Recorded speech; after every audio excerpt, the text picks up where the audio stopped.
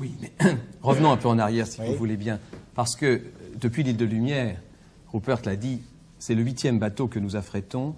Et je vous remercie. Ça a commencé quand, l'île de Lumière? En 78. 78, oui. 78, c'est-à-dire que l'île de Lumière était en mer en 79, mais ce qui nous a déclenché tous, et il faudrait, si vous voulez, très rapidement savoir comment ça s'est passé, c'est en effet un spectacle télévisé. C'est dans notre fauteuil que nous avons assisté à l'arrivée de ce bateau dont vous vous souvenez peut-être, qui était un espèce d'exodus surchargé de plus de 2000 personnes, qui s'appelait le Haiyang et dont personne ne voulait. Oui. Alors à ce moment-là, un certain nombre de gens ont réagi et se sont tournés vers l'organisation humanitaire qui leur semblait adéquate et ont demandé son aide. Il faut se souvenir qu'à l'époque, en 78, les droits de l'homme, c'était un peu balbutiant.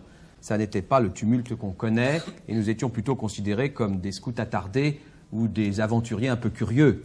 Mais là, il fallait faire quelque chose, comme le dit Rupert. Il fallait quoi? Des gens se noyaient en mer. Il fallait leur jeter une bouée. Il fallait donc un bateau. Alors là, sachez-le, les ennuis commencent. Car c'est interdit de sauver les gens, monsieur. C'est tout à fait interdit d'aller sauver les gens qui se noient en mer. Car ces gens n'existent pas. Ils ne sont pas des réfugiés encore, car pour être réfugiés, et je regrette qu'ici, nous n'ayons personne du HCR, cette organisation admirable qui les accueille ensuite, et qui en a accueilli quand même en transit HCR, 1 ça veut million. dire quoi, HCR? Au commissariat aux réfugiés des Nations Unies, 1 million de ces Vietnamiens ont transité par le HCR avec beaucoup d'efficacité. Mais on les accueille à terre. Il faut donc passer le crible de la mort. Et ça, là, on n'existe pas. On est encore un Vietnamien fuyard, comme notre ami K.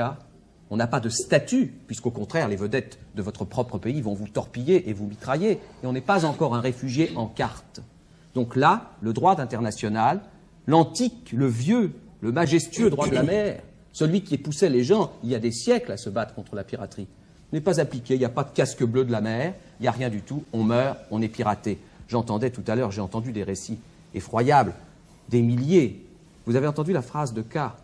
Nous avons eu de la chance, nos femmes n'ont été violées que 6 fois. Et il ne vous dit pas, s'il peut le dire maintenant, car nous voyons les conséquences après, c'est qu'ils avaient pris la précaution de partir lorsqu'elle était enceinte de 7 mois, Madame K, que nous avons trouvée, et donc ça la protégeait.